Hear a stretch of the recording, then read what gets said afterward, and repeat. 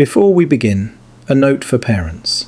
This episode deals with child slavery and violence.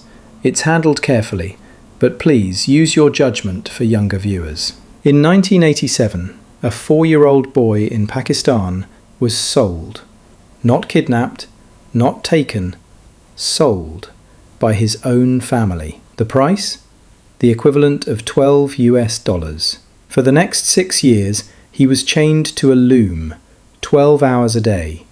No school, no sunlight, no childhood. By the time he was 10, he had escaped. By the time he was 11, he was speaking to international audiences about child slavery. By the time he was 12, he had helped free over 3,000 children. At 12 years old, Iqbal Masih was murdered. This is one of the most important stories you will ever hear. And it begins with a child who had every reason to give up and never, ever did. To understand Iqbal's story, you first need to understand the trap. It was called bonded labour, and it was designed carefully, deliberately, to be inescapable. Here's how it worked. A factory owner would approach a poor family. He'd offer them a small loan, a few dollars, maybe to cover a wedding, a medical emergency, a funeral. In return, a child from the family would come and work in the factory, just until the debt was repaid. That was the deal. But the debt was never repaid. Factory owners charged children for their food, for their shelter, for the tools they used. If a child made a single mistake, a wrong stitch, a snapped thread, they were fined. The debt didn't shrink, it grew. Children would work for years and owe more money than when they started. And here's what makes this worse. It was illegal, completely illegal under Pakistani law, but in the 1980s, nobody enforced it.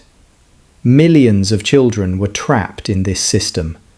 Most would never escape. The carpet industry, exporting beautiful rugs to wealthy homes in Europe and America, was built on their small, destroyed hands. Iqbal Masih was born in 1983, a small village near Lahore, Pakistan. His family was desperately poor. When Iqbal was 4 years old, his father took a loan from a local carpet factory owner to pay for a family wedding. Iqbal was sent to the factory as repayment. He was 4 years old. For 6 years he worked at the loom, 12 hours a day, 6 days a week. He was often physically restrained, tied or chained to prevent him from leaving. He was beaten for mistakes, given barely enough food to survive. The physical damage was severe. By the time Iqbal was 12 years old, he was the physical size of a 6-year-old. Years of malnutrition, years of hunching over a loom in a cramped, dim room. His growth had been stunted dramatically. He had received almost no education. He had barely seen sunlight.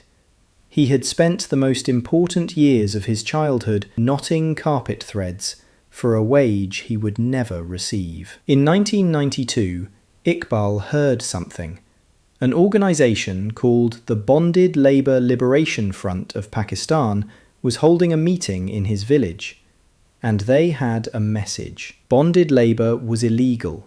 Children had rights. And anyone trying to hold a child in debt bondage could be prosecuted. Iqbal found a way to attend that meeting.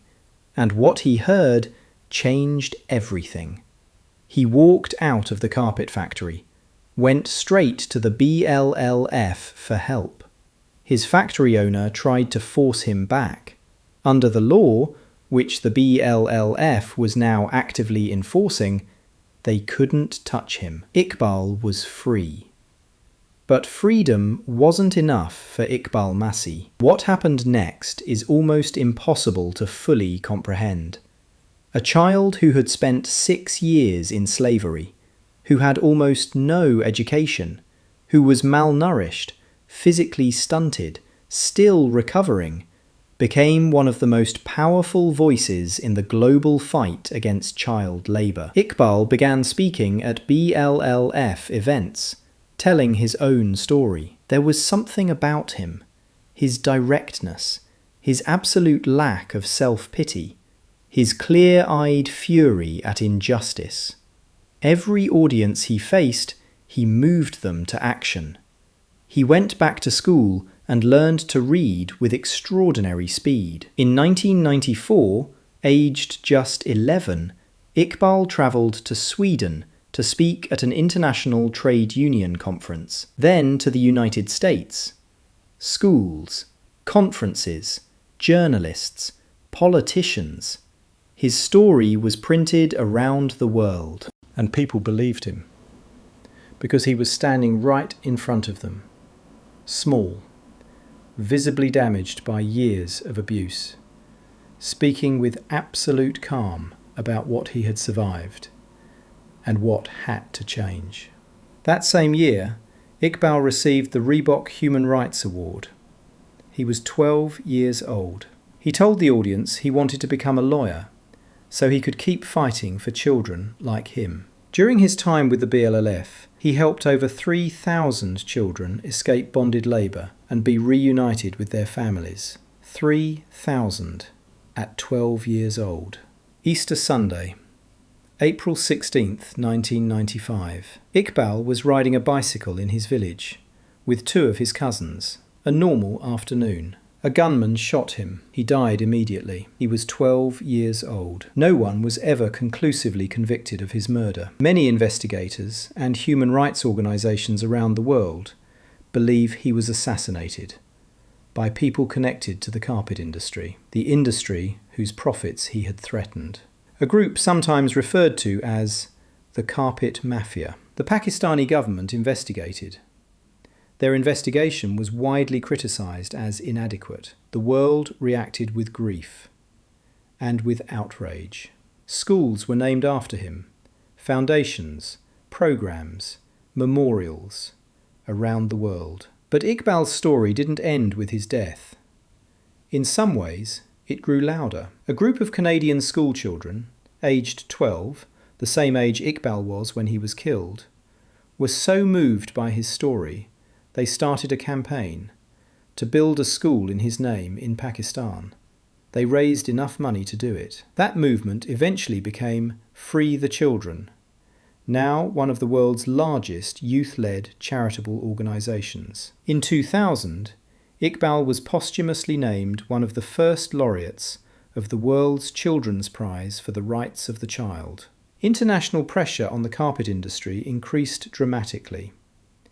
Labelling schemes were introduced. Child labour in supply chains became a mainstream concern in wealthy importing countries, a concern that continues today. None of that would have happened without a 4-year-old boy who was sold for $12, who, when he finally got a chance to speak, decided to use his voice for every child who still couldn't. That was episode 4 of the History Hunters Club.